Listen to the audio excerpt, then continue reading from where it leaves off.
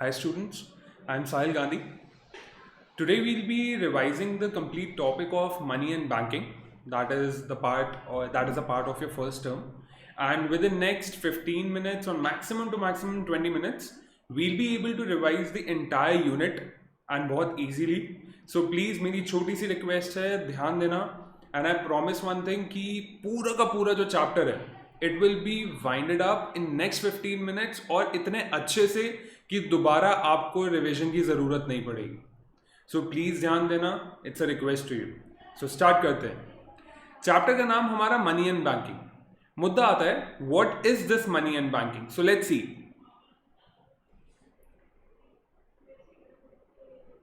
Okay, so money and banking.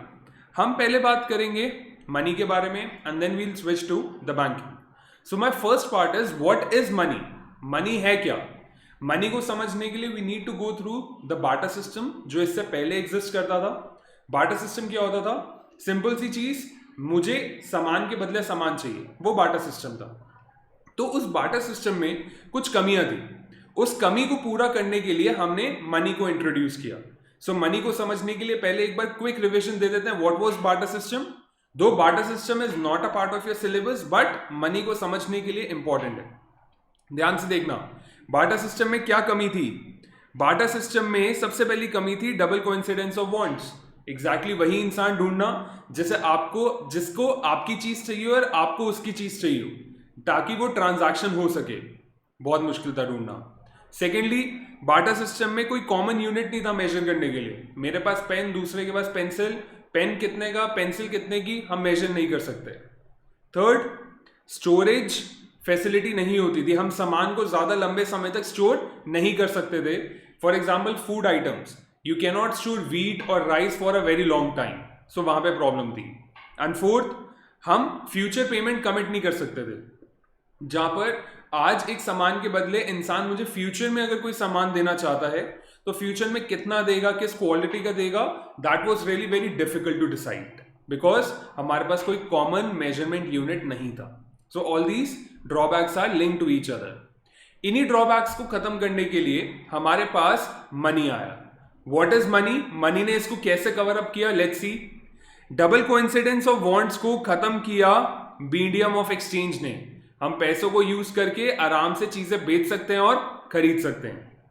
Measure of value पहले कमी थी. हम चीजों की वैल्यू को मेजर नहीं कर सकते थे बट आज के टाइम पे मनी के टर्म्स में मेजर कर सकते हैं. एक चीज 15 की, 20 की, 30 की, that can be measured. Third, हम सामान को स्टोर नहीं कर सकते थे बट पैसों को तो स्टोर कर सकते हो. आज सामान बेच के पैसे रख लो, उन पैसों को एक महीने बाद यूज कर लेना सामान खरीदने के लिए. The value can be stored. Fourth, barter system में आप फ्यूचर पेमेंट प्रॉमिस नहीं कर सकते थे बट मनी के टर्म्स में आप कर सकते हो. मनी में आप कमिट कर सकते हो कि एक महीने बाद या 2 महीने बाद आप दूसरे को कितने पैसे दोगे. So money can be used to commit the future payments. So actual में है क्या? When we talk about money, what is money? तो इसके बारे में मैं एक छोटी सी लाइन बोलूंगा. Money is anything. Money is anything which is generally accepted as a medium of exchange, a store of value, a measure of value and a means of standard of deferred payment. यानी जो money के functions हैं, money के functions define करते हैं that what is money. So repeat कर रहे हैं, money is anything which is generally accepted as a medium of exchange, measure of value, store of value and a means of standard of deferred payment. So this is money. Money के बाद हमारे पास अगली term आती है what is money supply. Money supply क्या है? Supply क्या होती है? एक चीज मार्केट में कितनी अवेलेबल है. यानी मनी सप्लाई क्या होगा कि मार्केट में या इकोनॉमी में टोटल कितना पैसा प्रेजेंट है. सो इसके लिए सिंपल सी डेफिनेशन, मनी क्या है? अगर हम बात करें मनी के लिए एक छोटी सी चीज बोलेंगे, it is the total volume of money. Money supply क्या है? It is the total volume of money कि लोगों के पास टोटल कितना पैसा है. लोगों के पास, पब्लिक के पास टोटल कितना पैसा है एक समय के ऊपर. एक समय पर लोगों के पास कितना पैसा है, that would B money supply. So it is the total volume of money held by the public at a point of time, एक समय पर. Since it is at a point of time, so we can say it is a stock concept. Anything that is measured at a point of time, that is a stock concept for us. Then let's see the components of money supply. We are talking about the components. There are 4 components of money supply. Number 1, M1. M1 क्या है? M1 is actually a combination of 3 things. तीन चीजों का combination है. वो 3 चीजें कौन सी है? ध्यान से देखना. पहला, coins and currency held with the public. जो पब्लिक के पास जेब में पैसे होते हैं, जो नोट्स हैं, जो कॉइन्स हैं, that is a part of money that is held by the public. Second, demand deposits with commercial banks. What are demand deposits? which the public can demand from the bank at any point of time. Savings account में पैसा पड़ा है, current account में पैसा पड़ा है, जब bank से चाहे निकाल कर उसे खर्च कर सकते हैं. Third, other deposits with RBI. जिस तरीके से हम लोग डिमांड डिपॉजिट्स कराते हैं कमर्शियल बैंक के साथ, उसी तरीके से जो हमारी इंटरनेशनल ऑर्गेनाइजेशंस होती हैं लाइक WHO, WTO, अगर ये सब अपना पैसा इंडिया में रखना चाहते हैं, दे maintain their deposits with the RBI which comes under the other deposits with RBI. So all these three things together give us the M1. M1 is a component of money supply which is obtained by adding these 3 things. Then now M2, M3, M4 तीन चीजें कहने को हमारे syllabus का part नहीं है, but इनके ऊपर क्वेश्चंस देखे गए हैं इस बार सैंपल पेपर्स के अंदर, so we will be revising this. What is M2? M2 के अंदर M1 के तीनों कंपोनेंट्स आएंगे. ये जो M1 के 3 कंपोनेंट्स है, ये तो आएंगे ही आएंगे. इसके साथ it includes demand deposits with post office savings account. जिस तरीके से हम लोग एक सेविंग्स अकाउंट कमर्शियल बैंक के साथ ओपन करते हैं, we can open a savings account with the post office as well. तो उसके अंदर जो पैसा पड़ा होगा, that would be a part of M2. M1 के 3 कंपोनेंट्स के अंदर इसको ऐड कर देंगे, we will get our M2. Number 3, M3. M3 में क्या आएगा? M3 में आएंगे M1 के 3 कंपोनेंट्स. M1 के 3 कंपोनेंट्स प्लस उसके साथ आ जाता है net time deposits with the commercial banks. Time deposits like fixed deposits, recurring deposits, जो एक समय के लिए हम लोग डिपॉजिट करते हैं और उस समय से पहले हम विड्रॉ नहीं करते. नंबर 4, M4 क्या है? M4 includes M3. M3 यानी M1 के सारे कंपोनेंट्स प्लस टाइम डिपॉजिट्स, और इसके अंदर ऐड क्या कर देंगे? Total deposits with the post office. यानी पोस्ट ऑफिस के साथ जिस तरीके से हम लोग सेविंग्स अकाउंट मेंटेन कर सकते हैं, उसी तरीके से we can make a fixed deposit as well, जो हम कमर्शियल बैंक्स के साथ करते हैं. So that would be M4. So there are 4 components, M1, M2, M3, M4, जिसमें सबसे इंपॉर्टेंट आपका M1 है. राइट? M1 के लिए एक और चीज बोली जाती है, ध्यान से देखना. M1 is the most liquid form of money. The most liquid form of money, यानी इसका मतलब क्या है? इसको आप इजीली कैश के अंदर कभी भी खर्च कर सकते हो. इसको खर्च करने के लिए आपको कभी वेट नहीं करना पड़ेगा. You can convert it into cash at any point of time. So that is the most liquid form of money. Then हमारे पास 2 और इंपॉर्टेंट टर्म्स. कहते हैं करेंसी मनी, यानी जो नोट होते हैं हमारे पास, they are also known as fiat money and legal tender money. ये टर्म्स जो है हमारी गवर्नमेंट ने दी है. इनका मतलब क्या है कि कोई भी उन नोट्स को, उन कॉइन्स को लेने से मना नहीं कर सकता, क्योंकि गवर्नमेंट ने उन्हें लीगली एक पहचान दी है. उनकी एक वैल्यू डिसाइड गवर्नमेंट ने करी है, and we are forced to accept that as a medium of exchange.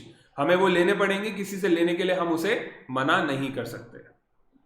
Then next we have the central bank and the commercial bank. So let's talk about that. Commercial bank क्या है? ये वो banks है जो हम अपने आसपास देखते हैं, लाइक HDFC है, ICICI, Axis, there are multiple banks. Central bank क्या होता है? पूरी इकोनॉमी में एक ही होता है. कौन सा? इंडिया के अंदर एक ही है, दैट इज RBI. हमारा जो सेंट्रल बैंक है that is RBI. Full form इसका एग्जिस्ट करता है, that is Reserve Bank of India. So we are going to compare these. हम कह सकते हैं क्या होता है कमर्शियल बैंक का, क्या काम होता है? सिंपल सी चीज, ये लोग डिपॉजिट्स एक्सेप्ट करते हैं पब्लिक के साथ, ये लोग लोन देते हैं पब्लिक को, बचा हुआ पैसा इन्वेस्ट करते हैं। क्यों करते हैं? Just to make profit. Profit making organisation है जो हमें डे टू डे एक्टिविटीज में हमें मदद करती है। But when we talk about the central bank क्या है? It is an apex body. Apex word is important. Apex body मतलब सबसे सुप्रीम अथॉरिटी, सबसे ऊंचा, सबसे बड़ा, इससे ऊपर कोई नहीं है। सो एपेक्स बॉडी जो क्या करती है, हमारे सारे बैंक्स को और हमारी मॉनेटरी स्ट्रक्चर को संभालने का काम सेंट्रल बैंक का होता है। सेकेंड, सेंट्रल बैंक को गवर्न करने के लिए we have Reserve Bank of India Act from the year 1934। 1934 में ये एक्ट बनाई गई थी और इसी एक्ट के अंडर सेंट्रल बैंक फंक्शन करता है। सारे रूल्स एंड रेगुलेशंस इसके अंदर डिफाइंड है। Whereas when we talk about the banks, यहां पे आता है banking regulation act from the year 1949। यहां पे कमर्शियल बैंक्स के लिए एक्ट बनाया गया था कि इनकी फंक्शनिंग कैसे चलेगी। फिर उसके बाद जो हमारा सेंट्रल बैंक होता है that is owned by the government. Central bank is owned by the government, whereas जो हमारा कमर्शियल बैंक है can be by the government और द प्राइवेट सेक्टर। सरकारी बैंक भी हो सकता है, प्राइवेट सेक्टर भी हो सकता है। देन ऑब्जेक्टिव, सेंट्रल बैंक चलता क्यों है? पब्लिक के बेनिफिट के लिए, पब्लिक के इंटरेस्ट के लिए। कमर्शियल बैंक चलता है प्रॉफिट मोटिव के लिए, पैसा कमाने के लिए, बिजनेस ऑर्गेनाइजेशन है वो। Then issue of currency, RBI नए नोट छाप सकता है, कमर्शियल बैंक नया नोट नहीं छाप सकता। Central bank can print new currency, commercial bank can not. Number of bank, central bank एक ही होता है इंडिया के अंदर, RBI. But when we talk about the commercial banks, वो बहुत सारे हो सकते हैं, HDFC, ICICI, Axis, Kotak, SBI, Punjab National Bank, बहुत सारे। There can be an number of banks.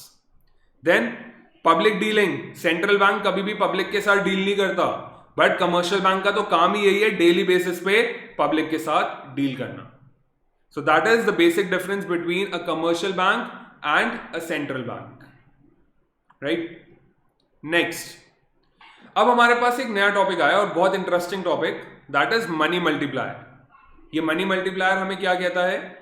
यार हमें पता है बैंक क्या करता है, कमर्शियल बैंक हम लोगों से डिपॉजिट्स लेता है, उन डिपॉजिट्स को लोन के फॉर्म में बांट देता है। सो अपना काम वो चलाता रहता है।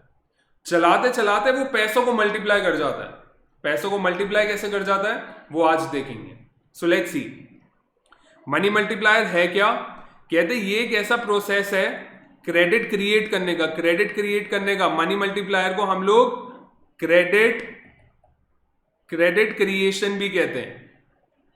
Money multiplier is also known as credit creation, यानी बैंक जो है वो क्रेडिट क्रिएट करता है by accepting the deposits and giving loans. कैसे करेगा अभी 2 मिनट में पता चल जाएगा, आगे देखते हैं। उसके लिए एक टर्म हम लोग समझते हैं LRR. LRR is legal reserve ratio. ये क्या होता है? जब भी हम लोग बैंक में पैसा डिपॉजिट कराते हैं, वहां पे बैंक के लिए मैंडेटरी होता है कि हमारे डिपॉजिट्स में से कुछ पैसा अपने पास और कुछ पैसा आरबीआई के पास उन्हें रखना पड़ेगा, और बाकी का बचा हुआ पैसा they can give the others in the form of loan. जैसे कि अगर मैं बोलूं मैंने बैंक में डिपॉजिट कराया 1000 रुपए, बैंक कहता है कि इस 1000 रुपए में से 200 हम अपने पास रखेंगे, 800 हम लोन में बांट देंगे। ये जो 200 है दिस इज एलआरआर, और ये एलआरआर क्या है? This is made mandatory by RBI. RBI कहता है कि आपको इतना मिनिमम कैश रखना पड़ेगा, थोड़ा अपने पास थोड़ा हमारे पास, बाकी का पैसा आप यूज करके लोन में दे सकते। बट ये मिनिमम अमाउंट रखना मैंडेटरी है, और ये मिनिमम अमाउंट हमारा होता है एलआरआर, राइट? फिर इसमें हम लोग कुछ एजम्पशंस लेते हैं इस प्रोसेस को समझने के लिए। एजम्पशन क्या कहती है? कहते सारे के सारे कमर्शियल बैंक्स को एक मान लो, यानी इकोनॉमी में सिर्फ एक ही बैंक एग्जिस्ट कर रहा है, मल्टीपल बैंक्स है ही नहीं। एंड सेकेंडली, जितनी भी ट्रांजैक्शंस होंगी वो सारी की सारी बैंक के थ्रू होंगी। All the transactions, all the expenditures and all the receipts would be enrouted, वो सारी की सारी बैंक के थ्रू होंगी। So let's take a small example, you will understand it very easily. मैं assume कर रहा हूं मेरे इनिशियल डिपॉजिट मैं बैंक में जमा करा रहा हूं 1000 रुपए, और बैंक का एलआरआर है 10%, यानी बैंक के पास जितने भी डिपॉजिट्स आएंगे उन्हें उसका 10% अपने पास और थोड़ा बहुत आरबीआई के पास रखना पड़ेगा, बाकी का पैसा वो लोग लोन में दे सकते हैं। सो एक टेबल के थ्रू देखते हैं। मैंने बोला बैंक के पास इनिशियल डिपॉजिट आए 1,000 रुपए के, बैंक क्या करेगा, इसमें से थोड़ा सा पैसा रिजर्व्स के फॉर्म में रखेगा जो 10% रखना है, यानी 10% ऑफ 1,000 रुपीज बैंक 100 रुपए अपने पास रखेगा और वो बचा हुआ पैसा यानी 900 रुपए लोन में बांट सकता है। जब ये 900 रुपए लोन में बांटेगा तो ये क्या करता है, ये स्टेप इंपॉर्टेंट है। जब ये 900 रुपए रखता है, इसका क्या करता है, ये एक नया सेविंग्स अकाउंट खोलेगा। एग्जाम्पल ले रहा हूं, 1,000 रुपए मैंने जमा कराए, बैंक ने 100 रुपए रखा, मेरा दोस्त रोहन आया, कहता मुझे लोन चाहिए। बैंक क्या करेगा, रोहन के नाम पे एक नया बैंक अकाउंट खोलेगा और उसके बैंक अकाउंट में ये 900 रुपए ट्रांसफर कर देगा। ये 900 रुपए ट्रांसफर कर देगा, यानी अगर आप बैंक के पॉइंट ऑफ व्यू से सोचो, एक नए सेविंग्स अकाउंट के अंदर 900 रुपए आ गए। बैंक ने सिर्फ वो पैसा ट्रांसफर किया, बट हुआ क्या, एक नए बैंक अकाउंट के अंदर 900 रुपए आ गए। तो यही 900 रुपए जो लोन में दिए थे, ये दोबारा घूम के बैंक के पास दोबारा डिपॉजिट बनकर आ गए। अब ये डिपॉजिट्स का क्या होगा, बैंक फिर इसका 10% रखेगा, बाकी का पैसा लोन में बांट देगा। जो लोन में बांटेगा वो घूम के दोबारा डिपॉजिट बनकर आ जाएगा 810 रुपए, फिर इसका 10% रखेगा और ये जो साइकिल है ये चलती रहेगी। कब तक चलती रहेगी, एक टाइम पे आके रुकेगी। क्यों रुकेगी, हम देख पा रहे हैं रिजर्व्स कम होते जा रहे हैं, डिपॉजिट्स कम होते जा रहे हैं, everything is tending towards zero. तो एक टाइम पे आके रुक जाएंगे। जब आकर रुक जाएंगे तो टोटल डिपॉजिट्स कितने होंगे ये चेक करना है, टोटल रिजर्व्स कितने होंगे ये चेक करना है, टोटल लोन्स कितने होंगे ये चेक करना है। सो लेट्स सी, मनी मल्टीप्लायर कैसे कैलकुलेट होगा, 1/LRR, इसका इनवर्स रिलेशन होता है। इनवर्स रिलेशन का मतलब जितना ज्यादा LRR होगा पैसा उतने कम टाइम्स मल्टीप्लाई हो पाएगा, बट LRR जितना कम होगा पैसा उतना ज्यादा मल्टीप्लाई हो पाएगा। इनवर्स रिलेशन, LRR कम होगा तो मनी मल्टीप्लायर ज्यादा होगा, LRR ज्यादा होगा तो मनी मल्टीप्लायर कम होगा। तो इसी को देखते हैं। मनी मल्टीप्लायर आया 1/LRR, दैट इज 1/10%। 1/10% को कैसे लिख सकते हैं, दैट कैन बी 1/10/100। रेसिप्रोकल करेंगे 100/10, काट के आंसर आया 10। So money multiplier came out to be 10। फिर टोटल डिपॉजिट्स का फॉर्मूला, इनिशियल डिपॉजिट जो सबसे पहला डिपॉजिट रिसीव हुआ था into the money multiplier, initial deposit था 1000 इनटू 10, हमारे पास टोटल डिपॉजिट्स आ गए 10,000। देन टोटल रिजर्व्स वो कितने होंगे, टोटल जितने डिपॉजिट्स होंगे उसको LRR से मल्टीप्लाई कर देंगे। टोटल डिपॉजिट्स हमने कैलकुलेट करे 10,000, सो 10,000 इंटू LRR गिवन था 10%, so total reserves 1,000। Then total reserves कितने आएंगे, that would be total deposits minus, sorry यहां पे छोटा सा error, this would be total loans. Total loans कैसे कैलकुलेट होंगे, that would be total deposits minus the total reserves, that would be 10,000 minus 1,000 and that would be 9,000। कोई confusion, तो I think यहां तक बचेगी नहीं। And this is the entire process of the money creation, or we can say the credit creation, and it's a very simple topic, right?